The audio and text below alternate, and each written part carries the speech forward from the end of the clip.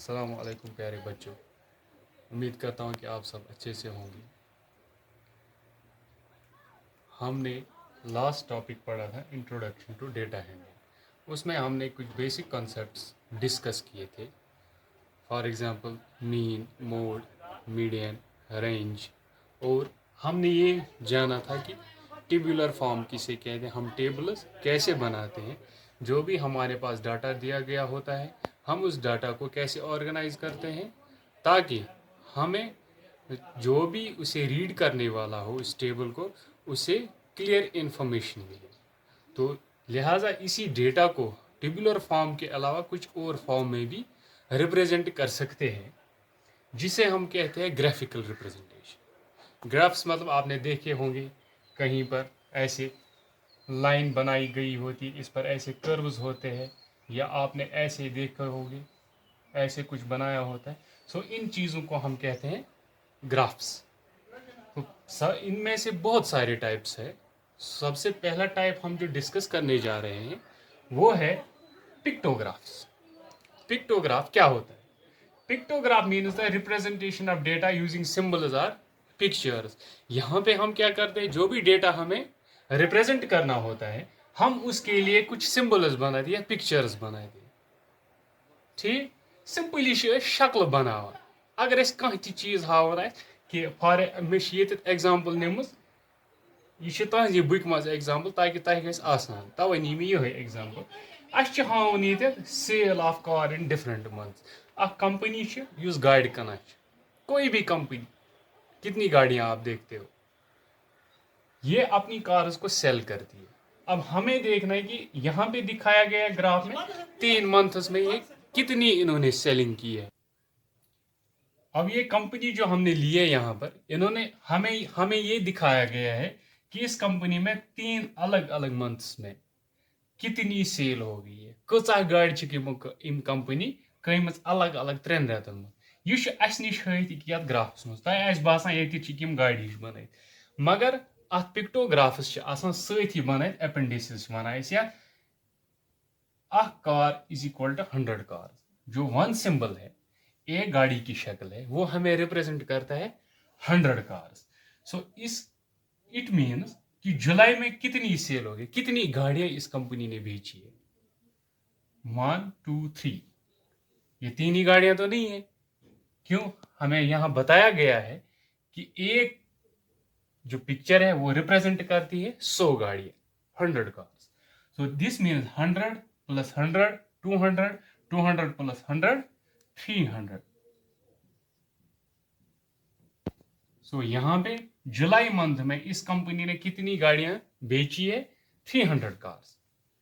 Then in अगस्त, अगस्त को मैं आपको बाद में समझाऊंगा, पहले हम सितंबर को देखते हैं। सितंबर में कितनी सिंबल्स बनी है? 1 2 3 4। तो easily 4 symbols is equal to 400 cars.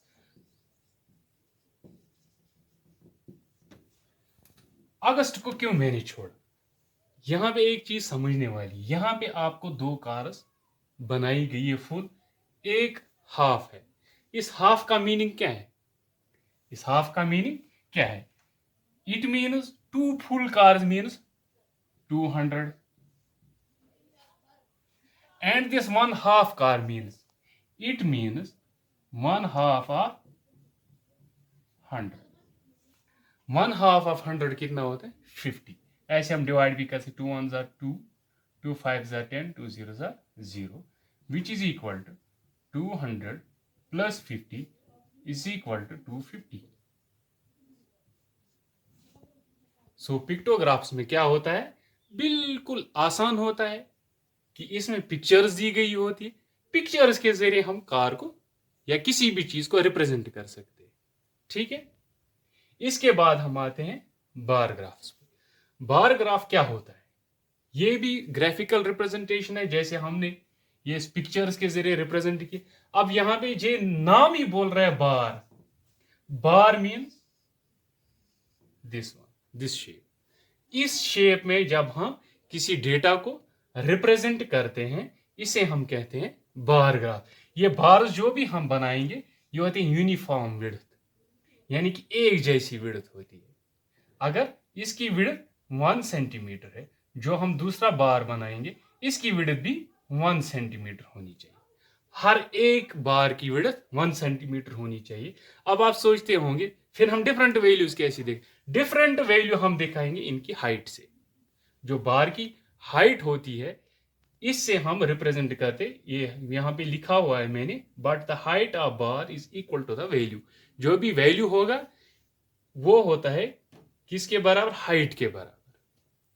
तो हमने यहाँ पे एक एग्जांपल ले लिया बार ग्राफ का। इसके लिए हमें ये डेटा दिया गया, roll of students in class 8 during different year. मुख्तलिफ सालों में स्टूडेंट्स का रोल कितना रहा है क्लास 8 में। 2005 में 100 स्टूडेंट्स है, 2006 में 150 स्टूडेंट्स है, 2007 में 200 है, एंड 2008 में 300, 2009 250, 2010 200। अब हमें इस डेटा को रिप्रेजेंट करना है बार ग्राफ्स में। अब मैं आपको दिखाऊंगा कि बार ग्राफ्स में कैसे रिप्रेजेंट करते हैं। अब हम यहाँ पे ड्रॉ करेंगे एक बार ग्राफ। जो एग्जांपल है वो मैंने यहाँ पे लिखा है, ठीक है, ताकि हमें आसानी हो जाए अपना ग्राफ प्लॉट करने में। ठीक है, पहले हम देखेंगे, हम जो ईयर्स है, एकेडमिक ईयर्स है, वो हम ले लेंगे एक्स एक्सिस पे, जो हॉरिजॉन्टल लाइन होती है, ठीक है, या हम इसे स्लीपिंग लाइन बोलते हैं, इस पे हम लेंगे ईयर्स। और जो वर्टिकल लाइन, स्टैंडिंग लाइन है, इसमें हम लेंगे नंबर ऑफ स्टूडेंट्स। ठीक है, अब हम इन स्टूडेंट्स का नंबर दिखाएंगे कि कत वरियस मज कत्या शुर छ ٲسमत। 2005 मज 100 स्टूडेंट्स। सो हमारा बार जो है वो इतना लंबा बनेगा, 100। ठीक, इसी तरह से 2006 में कितने हैं? 150। यहाँ पे है 150। ठीक है, सो हम यहाँ पे ऐसे बार ड्रॉ करें। लेकिन हाँ, ये जो आप दो बार्स बनाएंगे इनके बीच में गैप होना चाहिए, ठीक है। फिर 2007 में 200,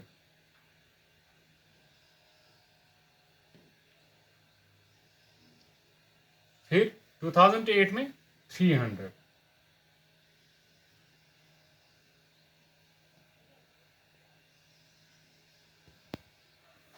एंड 2009 में 250,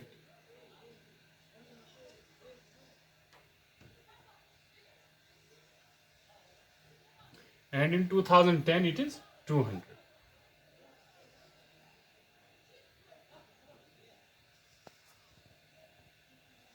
So ऐसे हम अपना बार, अपना जो बार ग्राफ है ऐसे बनाएंगे। अब हमारे पास हमें क्या है, हमें अब इजीली अंडरस्टैंड हो जाएगा। फॉर एग्जांपल, सबसे ज्यादा स्टूडेंट्स कौन से ईयर में थे, हम देखेंगे सबसे लंबा बार कौन सा है। कौन सा है सबसे लंबा बार? This one. सो सबसे ज्यादा स्टूडेंट्स कौन से ईयर में थे? 2008 में। ठीक है, फिर या अगर हमें देखना होगा कि क्या किसी 2 सालों के दरमियान जो है इक्वल नंबर ऑफ स्टूडेंट्स थे, क्या कोई दोन वरियन ही इक्वल स्टूडेंट्स। अस वुचो height of the bars again. कैसे हमें जो दिख रहा है ऐसे इन दोनों के बीच जो हाइट बार्स की है वो इक्वल है। इट मीन्स 2007 एंड 2010, यानी कि इन 2 ईयर्स में जो नंबर ऑफ स्टूडेंट्स है वो 200।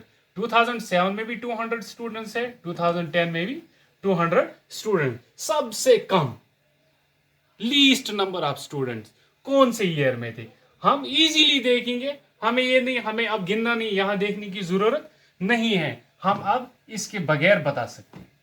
कैसे? हम देखेंगे जो बार सबसे छोटा होगा, that means the least number of students. So सबसे छोटा बार कौन सा? ये वाला। कौन से ईयर में है? 2005। कितने स्टूडेंट्स है? 100 स्टूडेंट्स है। ठीक है, सो ऐसे हम बनाते हैं अपना बार ग्राफ। इसके बाद जो आता है डबल बार ग्राफ। फिर हम दो ग्राफ्स अब दो बार्स हम बनाएंगे, यानी कि 2 चीजों को एक साथ बनाएंगे, उसे हम कहते हैं डबल बार ग्राफ।